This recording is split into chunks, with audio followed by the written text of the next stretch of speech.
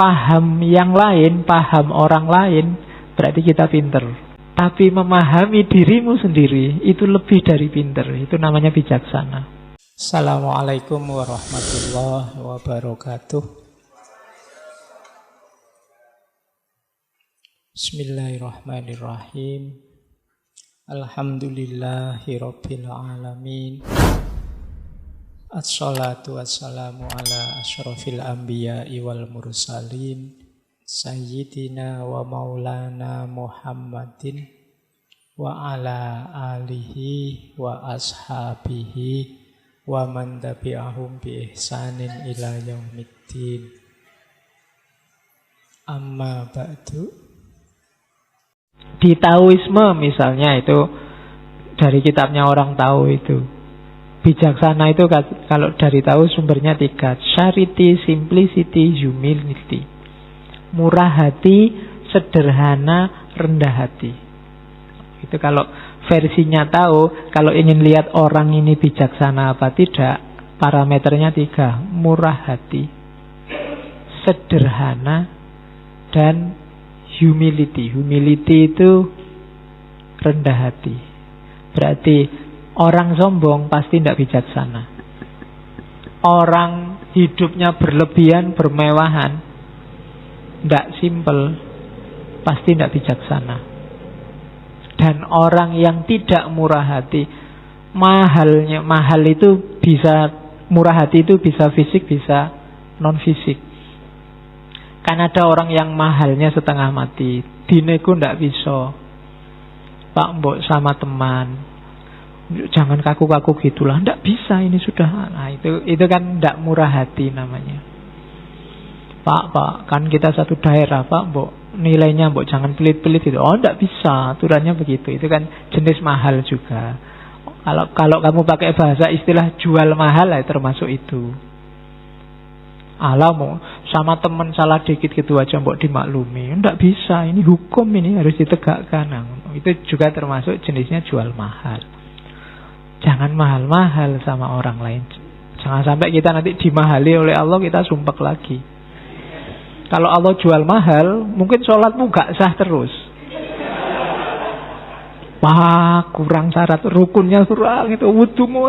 Kalau Allah jual mahal, kita susah. Ya untungnya Allah itu tidak jual mahal sama kita. Dimaklumi aja kita, salah dikit-dikit.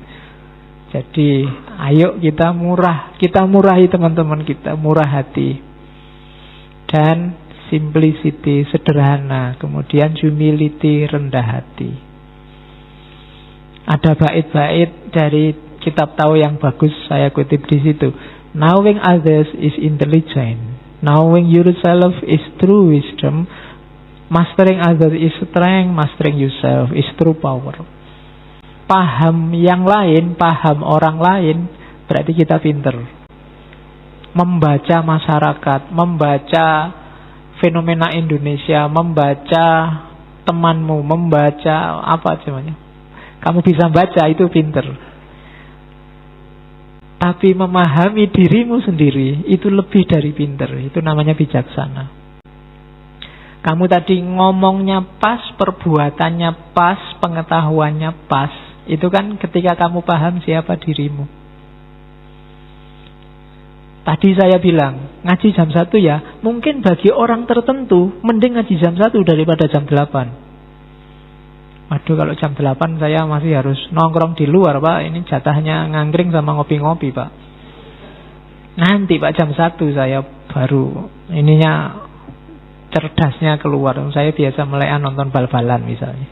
Itu kan yang tahu dirimu sendiri. Jadi paham dirimu itu wisdom. Ada loh, saya tadi bilang di mall ngajimu mesti tidak konsen. Tapi ada orang tertentu kalau belajar butuh rame. Kalau sepi dia tidak konsen, ngantuk. Kalau temennya cerewet rame sambil itu dia sambil belajar. Ada yang begitu. Itu knowing yourself. Kamu yang paham dirimu kayak gimana. Itulah wisdom. Makanya nyawanya ilmu filsafat itu mengetahui diri, kayak jargonnya Socrates. Know yourself. Pahami dirimu. Mastering other is strength. Mastering yourself is true power. Kamu bisa menguasai orang lain. Jadi ketua apa, kepala apa, koordinator takmir sekecamatan. Itu power, kekuatan. Tapi ada yang kekuatan sejati apa? Menguasai dirimu sendiri. Itu jenisnya wisdom. Jadi Taoisme itu contoh. Kalau Confucius punya teori juga. Kita juga pernah ngaji Confucius. Katanya Confucius, kalau kita bingung ingin jadi orang bijaksana gimana, wawasannya tidak terlalu dalam, katanya tenang aja, ada 3 jalan untuk kita sampai pada wisdom. Bisa lewat reflection, bisa lewat imitation, atau yang ketiga, bisa lewat experience. Reflection itu kita berpikir sendiri. Katanya Confucius, ini yang paling mulia. Kalau memang mampu, ayo kita mikir sendiri, mikir diri kita sedalam mungkin, kemudian kita hidup secara sesuai kebenaran yang kita temukan. Ini jalan paling mulia. Tapi ada orang yang tidak nyampe untuk berpikir dalam. Ada caranya, paling gampang apa? Imitation, the easiest. Niru. Kalau kamu tahu ada orang baik, ada orang bijaksana, tirulah. Maka kamu jadi orang baik, jadi orang bijaksana. Kamu tinggal milih idolamu siapa. Idola orang baik ya, bukan idola Korea atau idola. Tirulah, imitation. Aduh, aku mengidolakan Gus itu. Tiru perilakunya, cara bertutur, cara bertindak. Kamu juga berarti karena kamu memfotokopi orang bijaksana, kamu jadi bijaksana. Nah, itu imitation. Ada lagi yang ketiga, cuma ini bitterness. Yang paling pahit apa? Pengalaman. Kenapa pahit? Ya, kamu baru belajar setelah ngalami, itu pahit loh. Begini rasanya patah hati, kan tidak enak, pahit. Mbok wis kamu belajar dari yang oh kayak gitu temanku katakan, tapi nek wis ngerasake dhewe ya baru kamu paham, tapi pahit. Gini susahnya jatuh cinta, pahit. Begini ya susahnya dicaci maki orang, itu pahit. Begini susahnya, Pak. Jadi ada jalan experience tapi pahit. Makanya tadi orang tua itu saya tadi bilang di awal, pengetahuannya banyak. Dia jadi bijaksana, cuma dia harus jungkir balik. Kenapa? Jalan paling pahit itu. Maka mungkin kamu baca buku banyak, pengetahuanmu banyak. Orang tuamu tidak banyak baca buku, wawasannya juga luas. Dari mana? Dari experience. Ya jelas lebih capek, lebih sakit-sakit orang tuamu. Karena pengalaman. Pengalaman dibohongi anaknya, duitnya sih. Ya, kampus tidak ada bayar, ini bayar, beli buku. Padahal duitnya habis buat beli pulsa.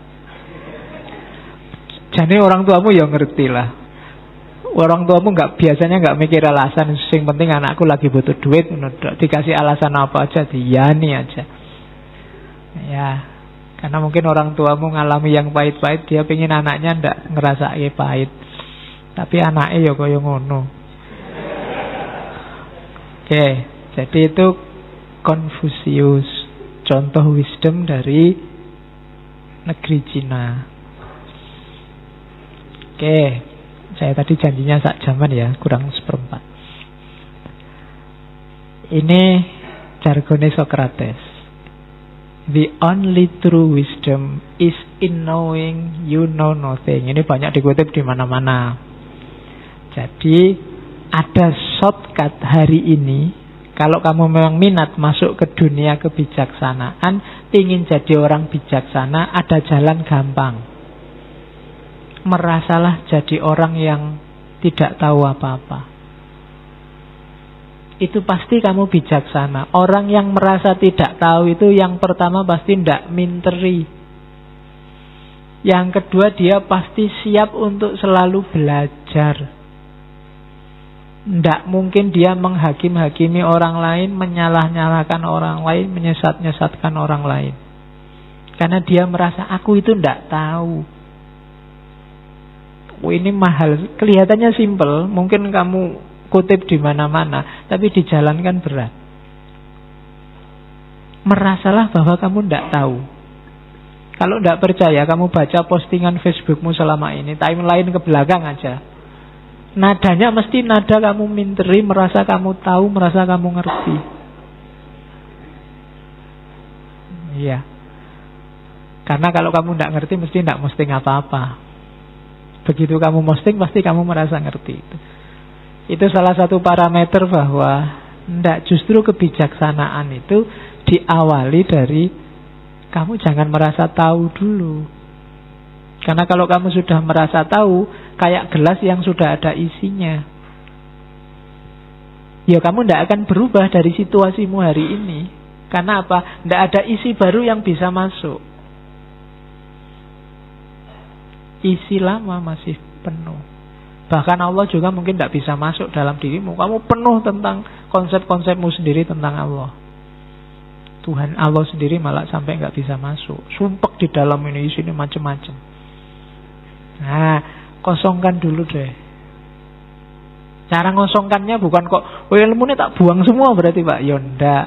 Cukup kamu merasa bahwa kamu tidak tahu. Itu simple. Ah, itu fatwa dari Al-Mukarram Syekh Laius Sokrates. Loh, kalau dia orang Arab kan mesti dipanggil gitu. Al-Mukarram Syekh Sokrates. Oke, itu wisdom. Jadi kunci pertama itu kenali dirimu dengan cara kamu tidak tahu apa-apa. Ini lanjutannya. Awareness of ignorance is the beginning of wisdom. Sadar bahwa kamu tidak tahu itu awal. Ini ciri-ciri kamu mau jadi orang pintar, mau jadi orang bijaksana. Jadi, Pak, saya itu kuliah sudah semester akhir, tapi rasanya nggak ngerti apa-apa. Alhamdulillah kamu mau jadi orang bijaksana. Iya. Oh iya, karena kamu sadar bahwa kamu nggak ngerti apa-apa, itu kan wis apik. Jadi banyak loh yang nggak ngerti kalau dia itu nggak ngerti apa-apa. Jadi alhamdulillah kamu sudah sadar bahwa kamu itu. Nah, selanjutnya ya belajar kan gitu. Oke, jadi awareness of ignorance is the beginning of wisdom. Terus ini saya ambil, meskipun tokohnya tidak terkenal, ini sebenarnya Isaac Asimov. Isaac Asimov ini novelis, kelahiran Rusia, tinggalnya di Amerika. Biasanya nulis fiksi ilmiah. Nanti filmnya yang bukunya, novelnya difilmkan. Ada film judulnya I, Robot. Ya, yang main Will Smith.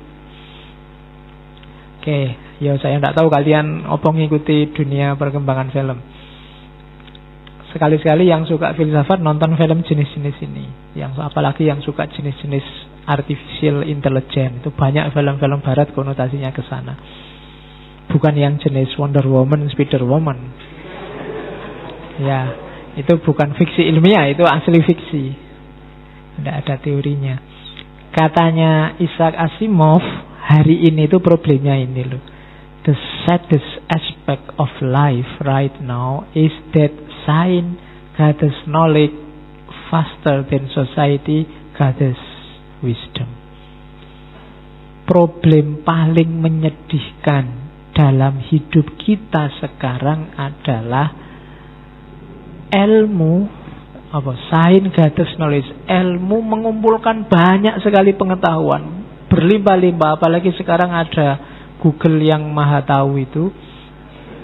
Pengetahuan kita kan wis ndak karu-karuan dibandingkan, dan ini jauh lebih cepat dibandingkan society gathers wisdom. Jadi kita lemah di wisdom meskipun kaya pengetahuan, dan ini bahaya.